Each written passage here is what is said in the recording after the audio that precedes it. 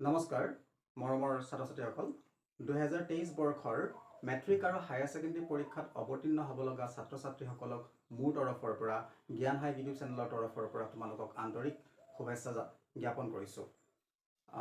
Wish you all the best, good luck. তোমালোকৰ পৰীক্ষা যাতে ভাল হওক। আৰু আজি মই তোমালোকৰ ওচৰত বেছি সময় নলওঁ, কাৰণ পৰীক্ষাৰ আগমুহূৰ্তত মই বেছি কথা কৈ তোমালোকক বেছি সময় খৰচ নকৰোঁ। জাষ্ট মই তোমালোকক কেইটামান টিপছ দিম পৰীক্ষাত কেনেকৈ ভাল নম্বৰ পাবলৈ। মই 100 out of 100ৰ কথা ক'বলৈ নাযাওঁ। যিসকল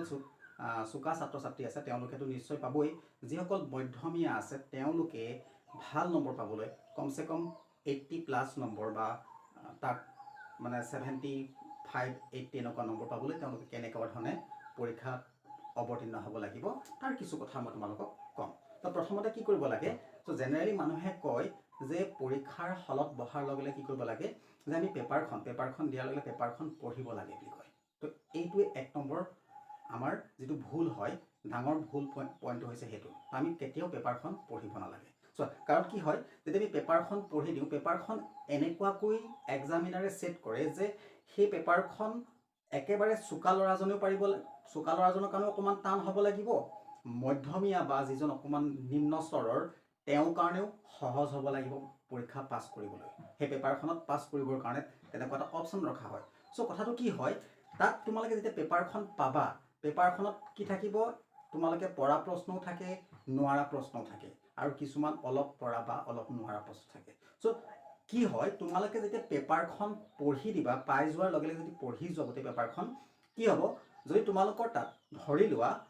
পেপাৰখনৰ 50% প্ৰশ্ন এনেকুৱা আছে যিখিনি তোমালোকে ভালকৈ পাৰা, আৰু 50% প্ৰশ্ন এনেকুৱা আছে যিখিনি তোমালোকে ভালকৈ নোৱাৰা, বা তাৰে কিছুমান প্ৰশ্ন তোমালোকে একেবাৰেই নাজানা। তো তেনে ক্ষেত্ৰত কি হয়, তোমালোকৰ যে সেই 50% পৰা প্ৰশ্নৰ আছিল,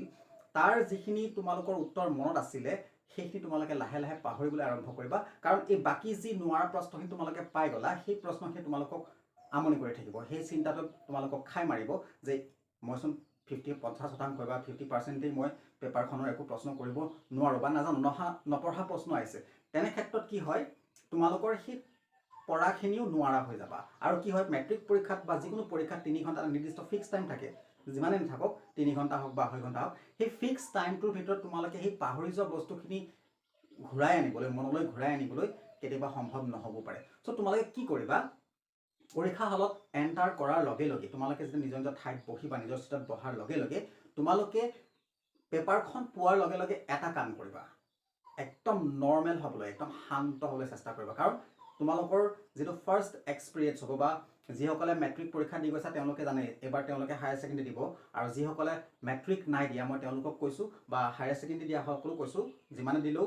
মানুহৰ এনেকুৱা ক্ষেত্ৰত ভয় লাগে। তোমালোকে ভয়টো কণ্ট্ৰল কৰিবা, তাক যিমান পাৰা দমন কৰি ৰাখিবলৈ চেষ্টা কৰিবা, শান্ত হ'বলৈ চেষ্টা কৰা। যেতিয়া শান্ত হ'বা, 5 মিনিট ৰৈ দিবা। পেপাৰখন পোৱাৰ লগে লগে পেপাৰখন নপঢ়িবা, 5 মিনিট শান্তভাৱে ৰৈ চিন্তা কৰিবা। তাৰপিছত কি কৰিবা, পেপাৰখন তোমালোকে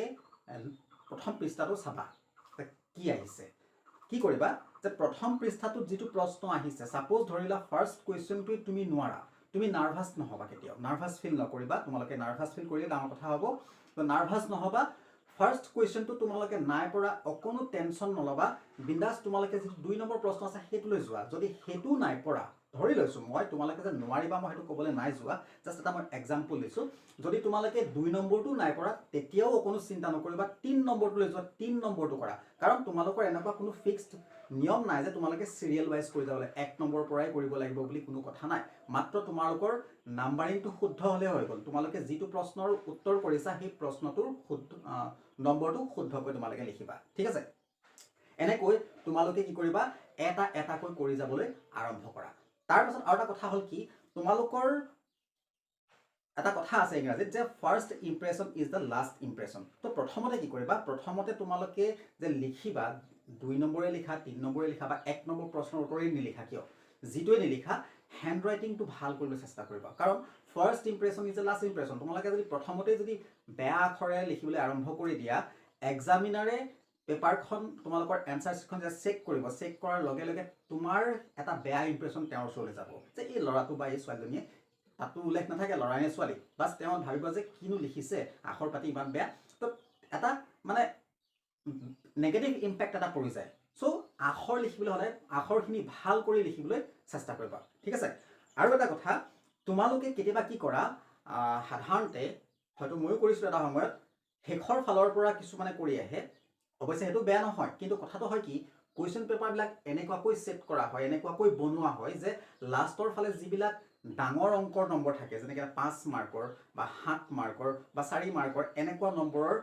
প্ৰশ্নবিলাক থাকে চ' কি কৰিব লাগে প্ৰশ্নখন কেতিয়াও পৰা প্ৰশ্ন থাকিলেও তুমি যদি একেবাৰে সম্পূৰ্ণ বোলে 100% মুখস্থ আছে বা 100% তুমি ভালকৈ জানা তথাপিও সেইটো লিখিবলৈ চেষ্টা নকৰিবা মই এইকাৰণে কৈছোঁ কাৰণ তুমি যেতিয়া 4 নম্বৰ বা 5 নম্বৰৰ এটা প্ৰশ্ন লিখিবলৈ যে নাই বুলি তোমালোকৰ 15 মিনিট সময় লাগিব ঠিক আছে আৰু সেইটো তুমি ফাৰ্ষ্টতে যে লিখিবা তাত তোমাৰ ইমপ্ৰেশ্যন ভাল দিব যে আখৰ ভাল কৰোঁতে টাইম ল'ব ডেফিনেটলি চ' কি কৰিবা লাষ্টৰ ফালৰ পৰা নকৰিবা এইটো ন ডাউট যে তোমালোকৰ লাষ্টৰ ফালৰ পৰা কৰিলেও কোনো প্ৰব্লেম নাই কিন্তু কথাটো কি হ'ব সেই ডাঙৰ নম্বৰবিলাক কৰিবলৈ যাওঁতে তোমালোকৰ যিমানখিনি সময় খৰচ হ'ব তেনেকুৱা সময় সেইকণ সময়ত তোমালোকে শ্বৰ্ট কুৱেশ্যন বা কম নম্বৰৰ যিবিলাক প্ৰশ্নৰ উত্তৰ বেছি কৰিব পাৰিবা কাৰণ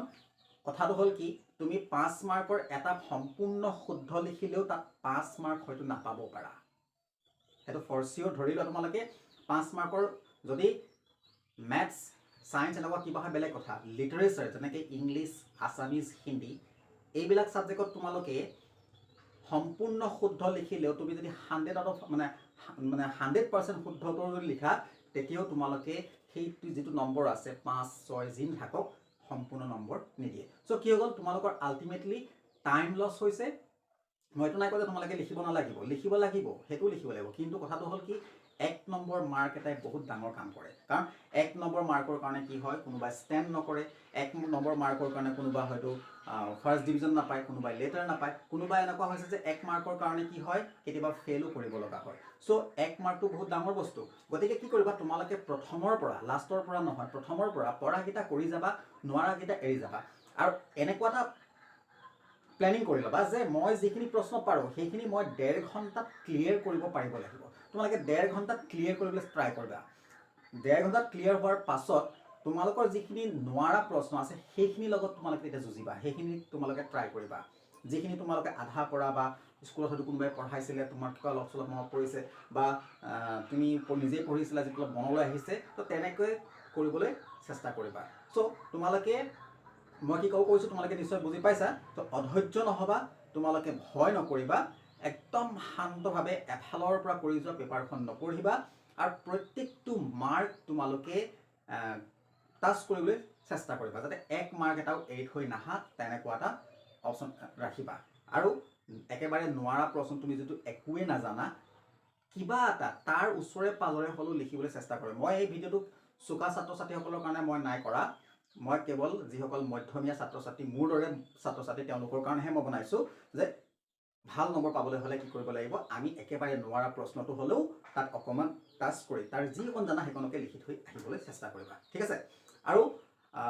শেষত মই এটা কথাই কৈছোঁ যে তোমালোকৰ সকলো পৰীক্ষা ভাল হ'ব তোমালোকে ভয় কৰিব নালাগে মই কৈছোঁৱেই যে ফাৰ্ষ্ট ইম্প্ৰেশ্যন লাষ্ট ইম্প্ৰেশ্যন গতিকে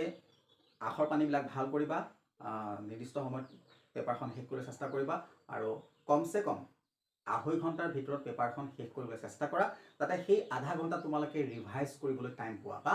20 মিনিট বা আধা ঘণ্টা সময় তোমালোকে ৰিভাইজ কৰিলেও তোমালোকে তেতিয়া যেতিয়া ৰিভাইজ কৰিবা তেতিয়াও কিছুমান বস্তু মনলৈ আহে বা ক'ৰবাত যদি কিবা ভুল হৈ যায় সেই ভুলখিনি তোমালোকে শুধৰাব পাৰিবা তো এইটোৱে আছিল